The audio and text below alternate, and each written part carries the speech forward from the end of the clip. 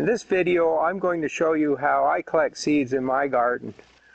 We'll collect seeds from several different kinds of plants, so you can see some variation in seeds and how I deal with those. And I'll show you how I package them up and label them for storage.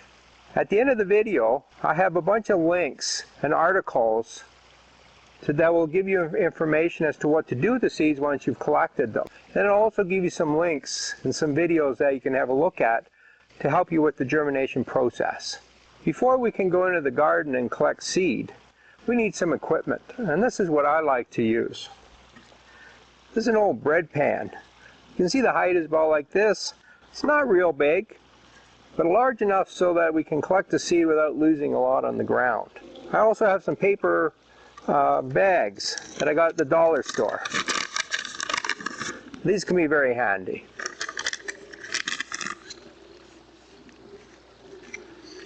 I also have a pad of paper. Fits in my hand. This is just about the right size. Anything smaller than this isn't really going to work very well. If it's a little larger than this, that works fine too. You need your pencil because you better mark down the name of these seeds when you collect them. When you come back and look at these in 2 months and you're ready to germinate them, you won't have a clue which seed is which. They all look the same. That's all you really need, so let's go and collect some seed. Here are some blue balloon flowers, and they have really nice big seed heads. So let's see if we can collect some of these seeds. The first thing you have to do is figure out whether the seed is ripe. Just because you have a seed head doesn't mean the seeds are actually ready to collect. And just looking at these from a distance, they look kind of green. There's the odd one that's going brown, but most of them are pretty green, so I'm expecting that these seeds are not quite ripe. But the only way to really tell is to go and have a look.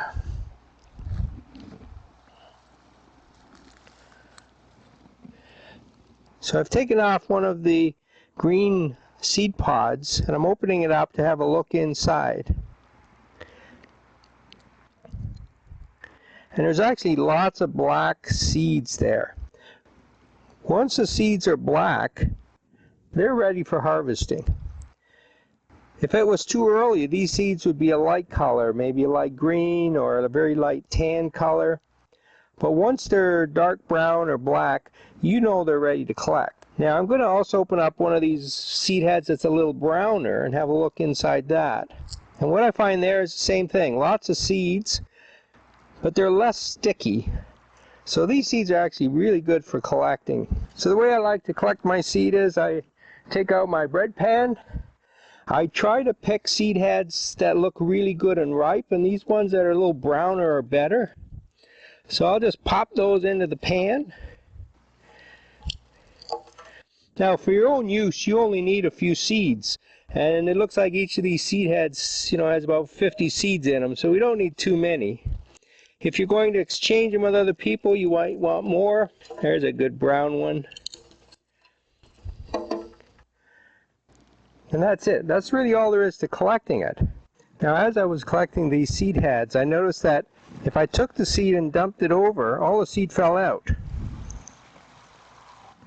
So these seed heads, as they dry, they make little holes at the top and seed comes out naturally. Okay, the plant does that so that the seed is easily dispersed. Once it's dry, the wind comes along, shakes the head a little bit, and seed comes out. Not all seed heads will do that. A lot of them don't open up on their own. And then what we do is we just crush them. I take the seeds, seed heads, just crush them in here.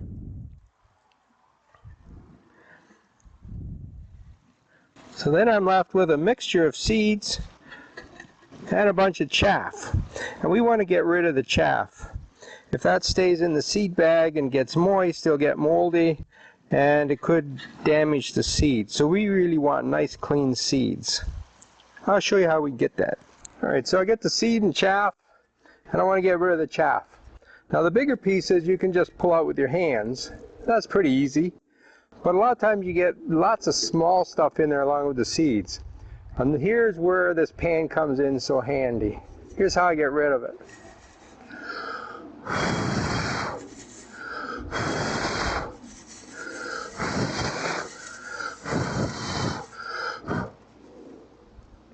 no chaff. That method of getting rid of chaff works really well for most seed. The chaff needs to be lighter than the seeds. Breaking it up helps. The other thing that really helps is to have the chaff really dry. If you're collecting seed pods and they're still green, then it doesn't blow out nearly so well. The other thing that doesn't work very well in here is certain kinds of seed, and I'll show you some of those later on in the video. But for most seed, they're small, they're round, they roll around in here really nicely, and as they're rolling around, you blow out the chaff. Alright, so now we have clean seed. What do? We want to store this, and a lot of people store the seed in little plastic bags. And that's really not a good idea. This seed seems to be dry, but it's not. It's going to lose moisture over the next several weeks, and that moisture has to escape. If you put this in plastic, the moisture can't go anywhere, the seed rots. So you should store it in paper. The paper allows the moisture to get out. There are two options. One is to make a pre-made bag like this, and this works great for larger seed. It also works great for putting seed heads in here that are bulky, where you might want to clean them later on.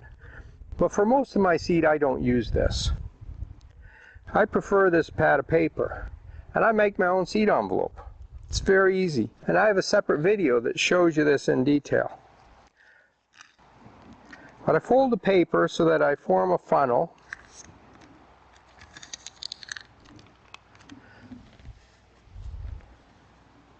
And then I take my seed and just pour it into the funnel.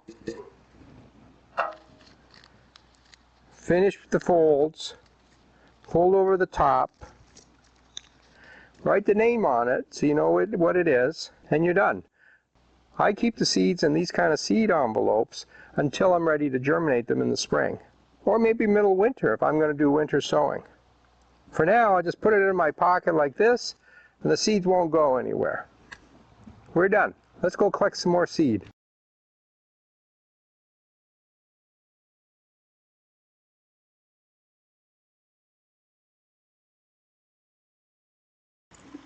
Here I've collected some ironweed seed, and we're going to pull all these fuzzy heads off and put them in our pan here.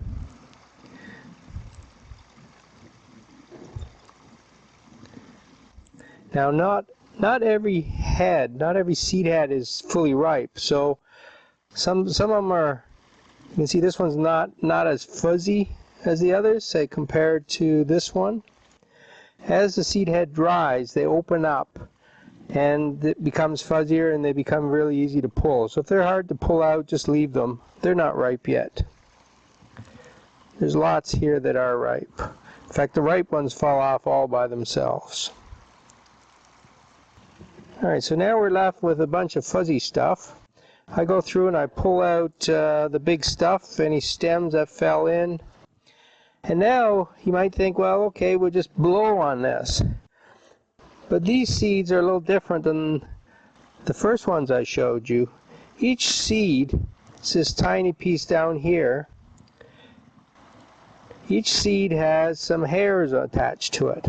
And they're designed to float in the wind. So the way these seeds are dispersed is by wind. Wind comes along and knocks them off the seed head, and they travel all over the place. These are very similar to a dandelion seed. And you might have seen those floating around the garden. So if I blow on this to get rid of the chaff, all the seeds disappear. So I really can't do that. So what I do is I collect them. Any of the heavier chaff will fall to the bottom here, because these seeds are very light. And I just grab a bunch like this,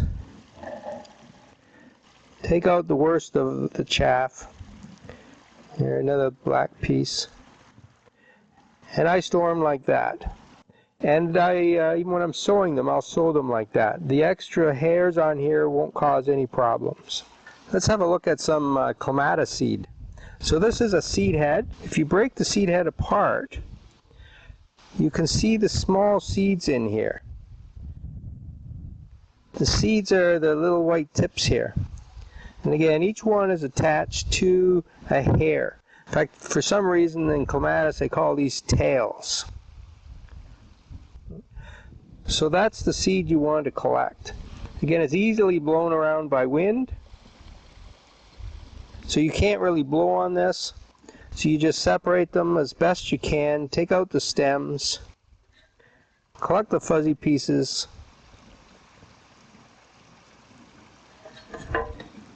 and package up your seeds. Now for a long time people said you had to cut the tails off before you sow them because the tails prevent germination, but that's not actually true. You can sow them like this.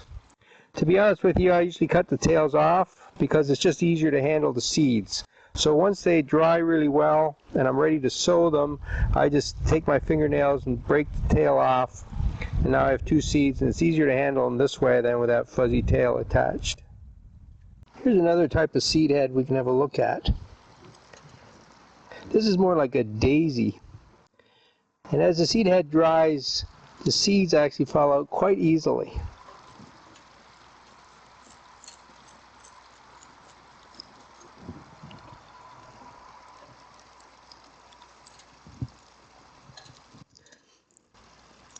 See, these don't come out quite as easily, which shows that they're not quite as ripe as the others. You always want to collect really ripe seed if you can.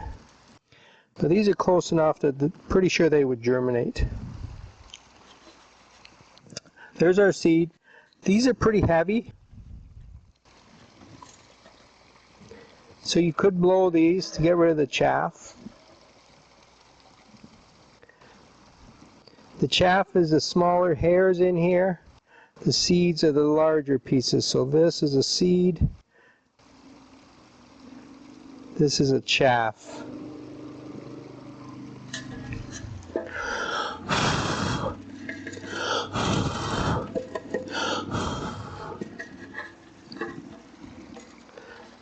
So now I've cleaned the seed by blowing on it.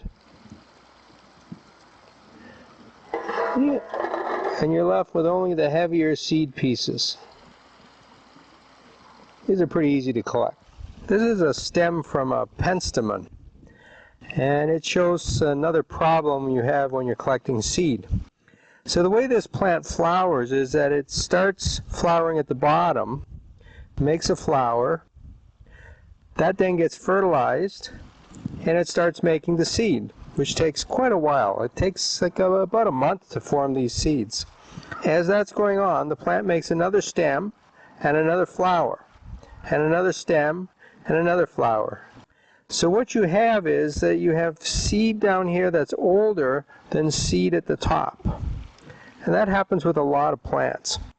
So when you're collecting seed, you want to check them. They're not all going to be ripe at the same time. If this is seed that you really want, collect it at different times. Say every week or every 2 weeks, collect a different seed head. Now this one looks pretty dry all the way up, but you'll find that the top ones are not quite as dry as the bottom ones. So what I do when I collect these, I break them up, and these are actually quite tiny seeds. But the seed head is quite hard, so I take each one and crush it in my fingers to release the seeds.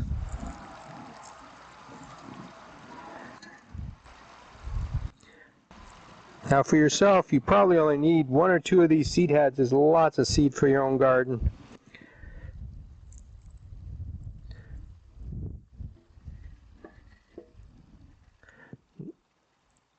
Now I've got some larger pieces, some smaller ones.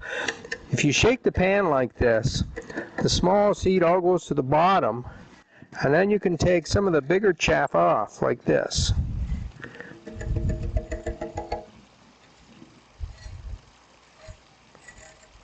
Get rid of that. Now we only have small chaff left, and we'll blow that out. Now you might be able to see that this seed is very tiny. So when you're blowing tiny seed, you always have to be careful how hard you blow. I can easily blow this seed out of the pan. Okay, there's your clean seed. It's nice and dark, ready for germination in the spring. This is a Hosta stem. And again, it has seed pods. The bottom ones will be riper than the top ones because they flower in succession here. But let's have a look at one of these seed pods. I'll take one out of the middle here.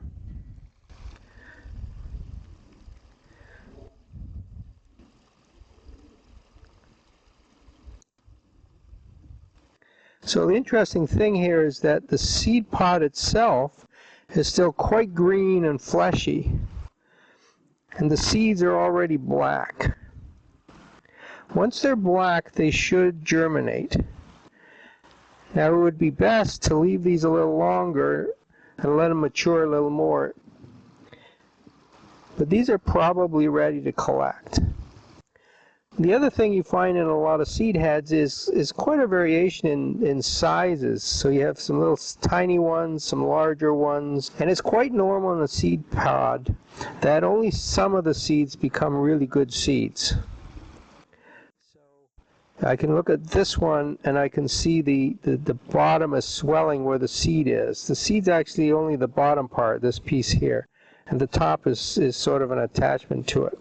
So if you're collecting seed and you have lots of seed heads, pick the best ones. So I would go through and say, okay, I want that one. That's a good one.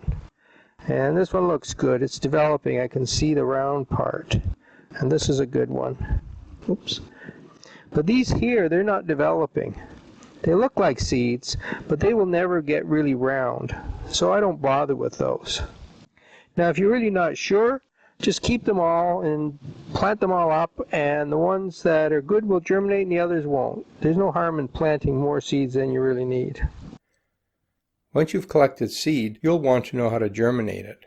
One of the best sites on the internet is this one here, the Ontario Rock Garden and Hardy Plant Society. They have something called a Germination Guide, which contains thousands of different species of plants with information on how to germinate each one of them. He'll tell you how to pre-treat it, what temperature to use, everything you need to know to germinate that seed. It's my go-to site for germination information. Now, collecting seed from your own garden is great, but you already have those plants.